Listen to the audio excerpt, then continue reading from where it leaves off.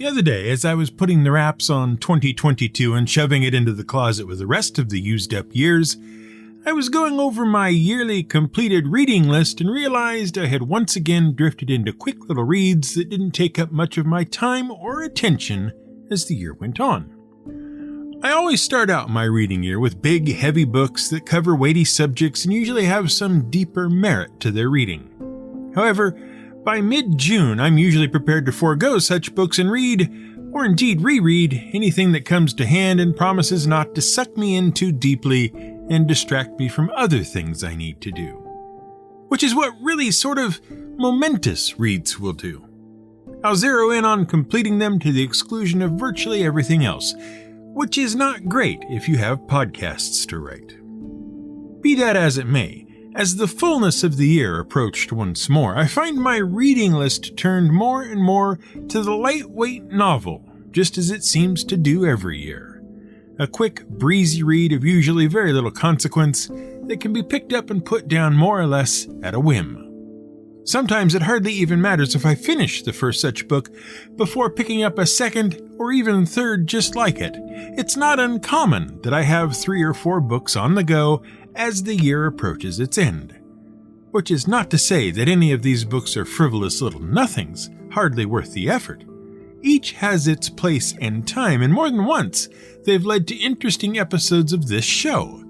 Usually, as it turns out, they are mysteries, generally of the pulp variety, about which see the pulp episode.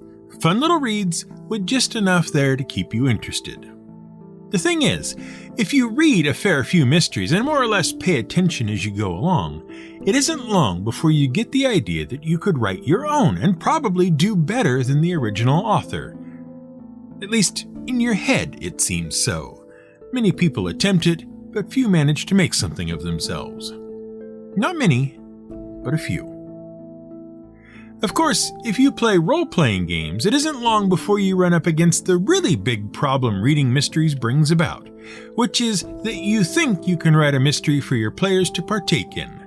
You reckon you have a solid grip on all the elements you need. Something mysterious happening, preferably a murder, some characters or NPCs who would rather the mystery not be solved and so work to obfuscate the details, a handful of clues to begrudgingly sprinkle around for the players to stumble over, and a guilty party who is prepared to go to really extraordinary lengths to make sure they get away with it. With all the pieces lined up, you set to spring the mystery on your players and wait for them to solve it. And in all likelihood, you'll be waiting a very, very long time for them to do so if you intend to let them arrive at the solution organically and in their own time. Because they never will. Oh, they'll start out trying to solve it, true enough. But equally truly, they'll discover something about 20 minutes into the adventure as written that sends them herring off in a direction you never intended and certainly didn't plan for. They'll attack the local goblins, chase them through the hills, discover an orc encampment, meet a variety of strangers that try to point them back to town, kill a variety of strangers who attempted to point them back to town, disturb a dragon, open a portal into the Netherrealms, attack some old gods you had lying about, die, come back, die again, and then declare that your mystery isn't working very well and they just want to go back to raiding tombs and getting treasure, and maybe you should just stick to that, thank you very much. And all you had on your paper was that the old man's butler did it for the bequest. But no, your player sniffed something goblin-y and took off after it. Which means you have successfully, if unwittingly, mastered one of the arts of mystery writing that most writers wish they could achieve so easily. You've been able to construct some element of the story so interesting, so beguiling, so enchanting, that the participants in the story can't help but chase it down, even though it has absolutely nothing to do with the actual mystery. And authors would pay good money to be able to do that on a whim, to have something so enticing that not only can characters in the story, especially the main detective of the piece, run off into the woods of confusion after it, but so too can the reader. Because what you don't want the reader to do is to figure things out before you are ready to unveil the solution. If they know all the particulars by chapter 2, there's very little reason to keep reading to chapter 20. And to prevent that happening, An author will need the thing you mastered without even knowing you had. The author is going to need a particularly good red herring or two.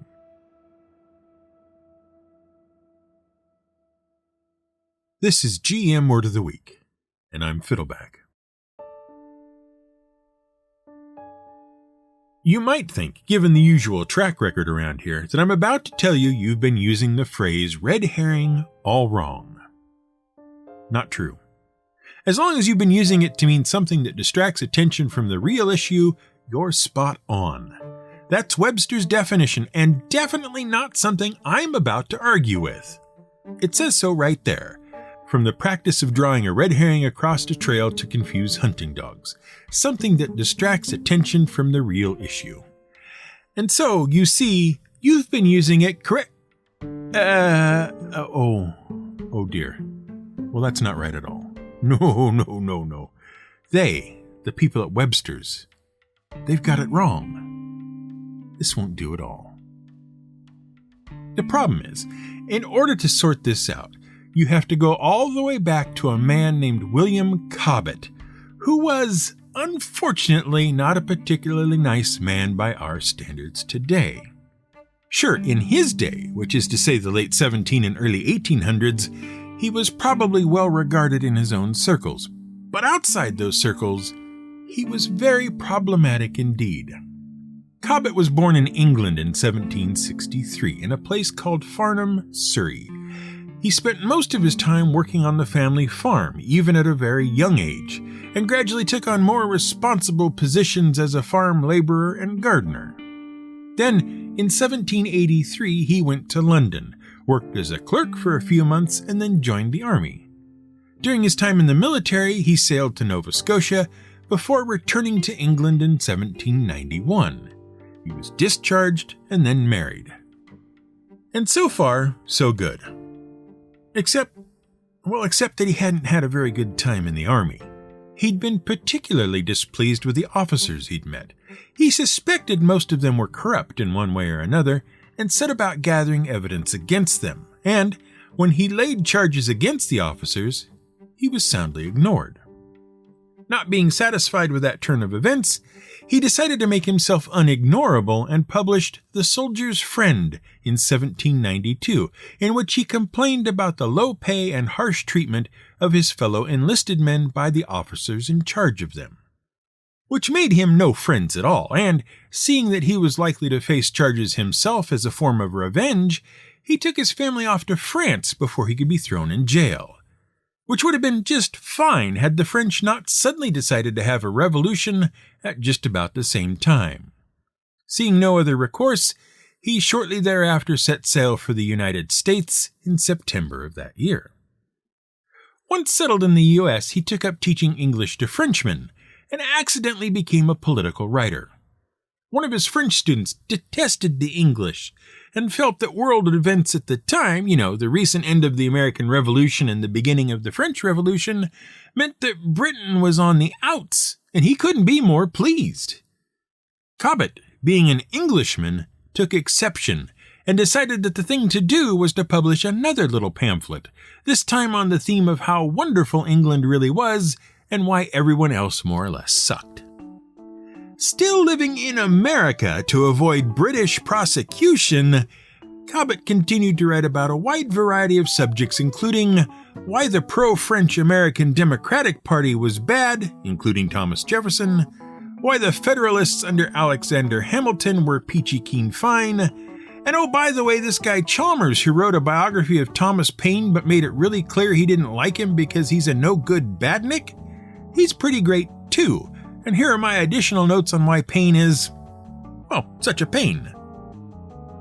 All this political writing was getting Cobbett some attention, but not the good kind. And when, in 1796, the Spanish entered an alliance with the new French Republic against Britain, Cobbett lit up like a Christmas tree and basically harangued the Spanish king, Charles IV, up one side and down the other in pamphlet form. So bad was it that the Spanish foreign minister asked the Americans to arrest Cobbett and prosecute him, which they gladly did. And the whole thing might have ended there, except the grand jury refused to indict him by one vote, and threw the case out. Eventually, Cobbett would go on to endear himself to other prominent figures as well, until he found himself sued for libel and had an $8,000 judgment placed against him, which he never fully paid because he took off from America as fast as he could and eventually got himself back to England, where the English were so grateful for his defense of Britain and the former colonies that they more or less forgot that they were going to run him up on the charges from the military, and he was hailed as the Great British Patriot. And the summary of the rest of Cobbett's life goes in pretty much the same vein. He settles in England and starts popping off about most things political. When the British signed a peace treaty with France in 1801, Cobbett let everyone know he thought that was a bad idea. And the same again in 1802 when another treaty with France was signed. Cobbett roused the fighting spirit of the British public when it seemed Napoleon was going to attack Britain.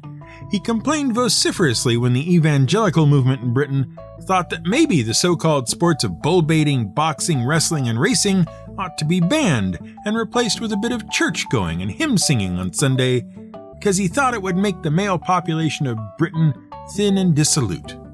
And then he whipped around and bit the hand that was essentially feeding him by attacking the government for ruining the country and increasing antagonism between the classes. That is, allowing the lower classes to be displeased with the upper classes and saying so. In short order, Cobbett ran for office and failed, was sent to prison for 2 years for treasonous libel, complained about the advent of paper money, newspaper taxes, corn laws, and eventually even got around to complaining about the fat, stupid, lazy singing Negroes. His words, not mine. You can see why he's a problem. Eventually, someone in the government noticed what a pain in the butt he'd become and how dangerous he was now that some 40,000 people in England were actually paying attention to him, and decided to prosecute him for sedition. At which point, Cobbett took off for America. Again. And then turned his hand to writing grammar and gardening books. And then tried to steal the remains of Thomas Paine so they could be reburied on English soil, except he never got around to reburying them once he had them, and they ended up lost. Go figure. And then he went back to England, engaged in a lot more libel, and eventually got himself elected to Parliament. Somehow. The thing is, Cobbett was proudly narrow-minded, while at the same time being all about reform. It was imperative to him that those in the ruling classes work for the betterment of those in the lower classes. While on the one hand he stood for the rights of the poor and working classes, on the other hand he advocated slavery as being essential to the British economy.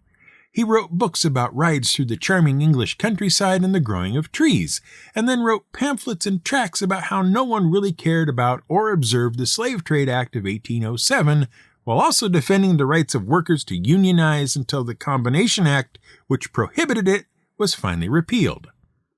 Through it all, he felt the aristocracy was right to act as they pleased, but only up to the point they started to marginalize the lower classes. And if he didn't like what you were doing, no matter who you were, he was more than happy to write something complaining about it. For all the seeming contradictions of Cobbett's life, he had his admirers. However, it's hard to think that they all admired him for the same reasons. Among them were Karl Marx and G.K. Chesterton, British author Edward Lean, who described him as an archaic English Tory, and former Labour Party leader Michael Foot, among others. There's no accounting for taste. But to William Cobbett goes the credit for the use of the phrase red herring to mean what it means, a distraction from the main issue. First, allow me to explain that a herring, for those of you who do not know, is a kind of fish, tasty and in some cases even delicious, but also a bit oily. They are an important source of food for a variety of people and have been for at least as long as we've been able to catch fish. But not for everyone, or at least not for everyone for quite a long time. Only relatively recently have they been widely available for most folks. See, they don't travel well. If you lived more than a few hours from the seashore where they are caught, you could forget ever seeing a fresh one. Any further away than that, and the things would spoil by the time they got to you. Which meant, of course, that they had to be preserved in some way in order to get them far enough inland to reach the very important market of people who liked fish but didn't live close enough to the ocean to go catch some themselves.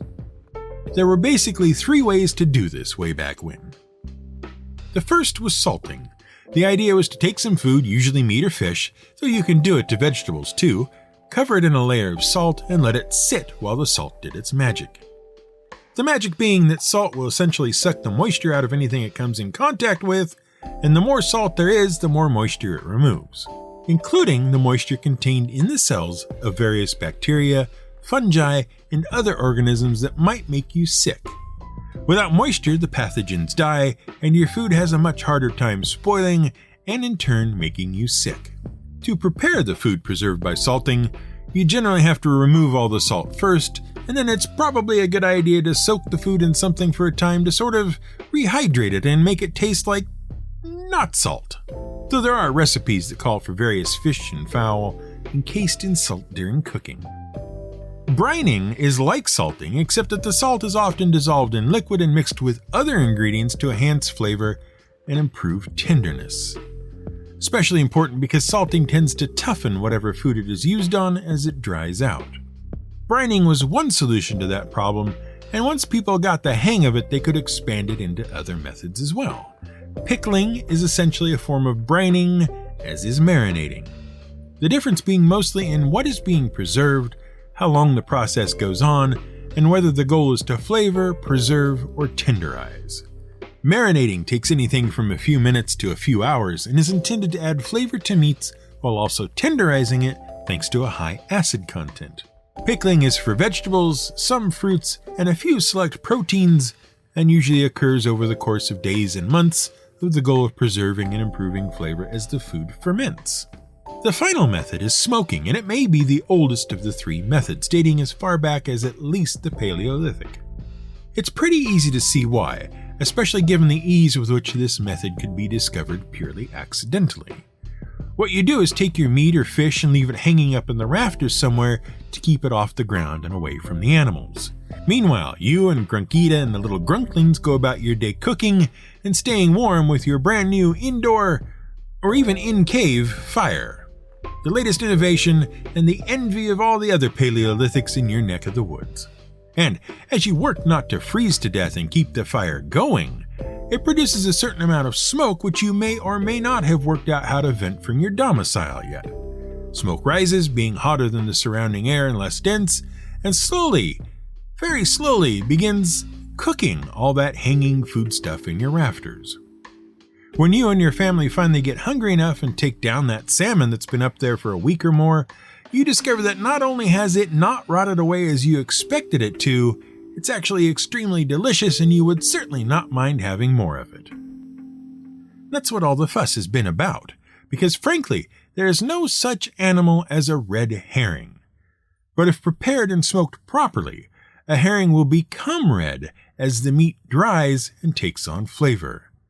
Oh, and it will also smell quite strongly. So strongly that even humans notice it. And if a human can notice the smell of something, imagine what it does to your dogs.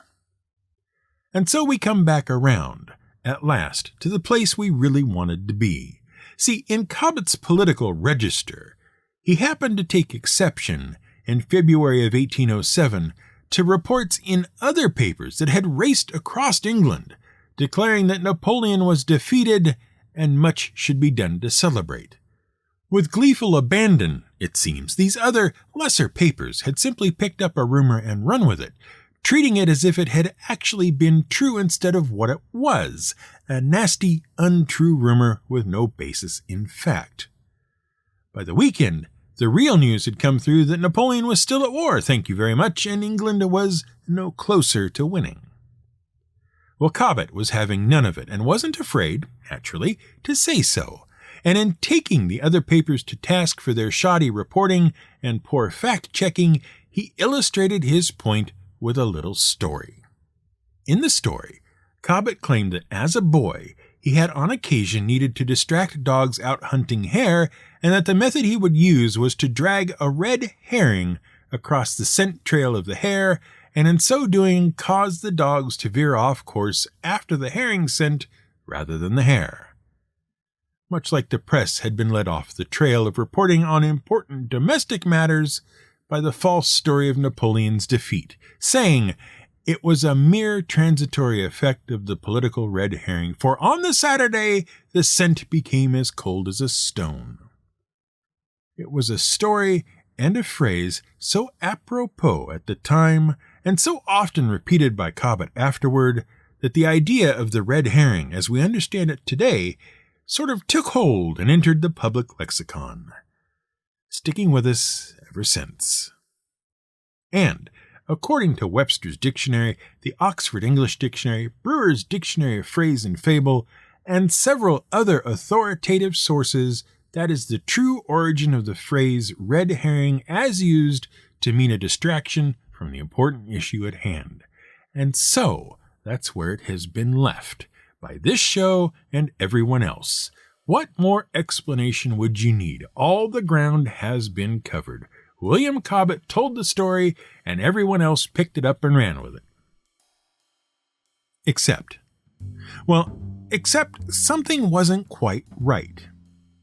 See, Cobbett's writing down of the story he told was the first and only time up to that point that anyone had ever heard of training dogs to follow the correct scent by dragging a herring across the trail and trying to distract them. Certainly, if it was going on prior to 1807, no one had ever written about it before, and there was a lot of writing out and about prior to then about training dogs on the hunt. No one seems to have mentioned it. Probably, thought Robert Scott Ross and Professor Gerald Cohen, it's just a matter of no one looking hard enough. There's probably lots of references to it, and we just haven't found them yet. So, in 2008, they set out to find them. Nope. Nothing. Nothing at all about using herring to distract dogs while they were being trained. Not a whisper. What they did find, though, was something about horses. See, in 1697, a man named Gerald Langbang wrote a tract about horsemanship. In the tract, Langbang suggested it would be appropriate to train horses to deal with the chaos of an active hunt by dragging the carcass of a dead cat or fox along in front of it as it went. In that way, the horse might get used to the somewhat unnatural movements and the scent.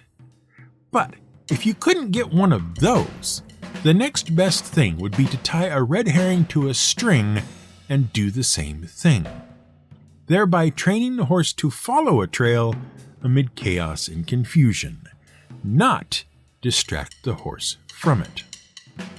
The instructions were then picked up in a slightly later pamphlet, misunderstood as being about training dogs, and then increasingly incorrectly repeated through the years until Cobbett got a hold of it and made it popular.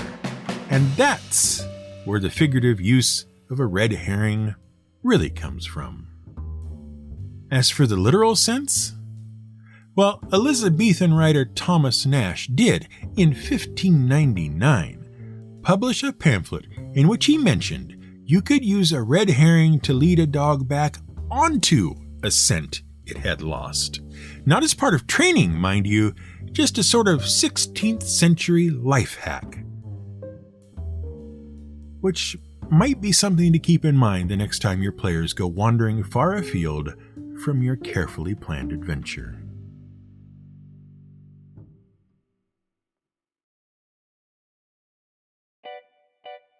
Thank you for listening to this episode of GM Word of the Week. I hope you found it entertaining and informative. A quick note, just to say thank you to everyone who expressed their support and encouragement off the back of the last episode. It's much appreciated. You keep listening, and I'll keep making. This episode is a Fiddleback production and was researched, written, and produced by Brian Casey. Find more episodes at gmwordoftheweek.com and follow the show on Twitter at GMWOTW.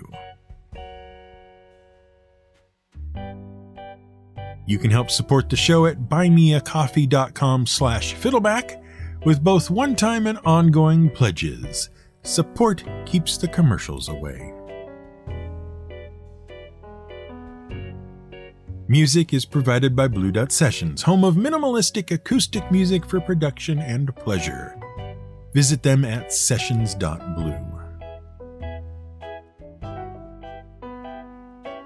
Life is full of 1,000 red herrings, and it takes the history of civilization to work out which are the red herrings and which aren't.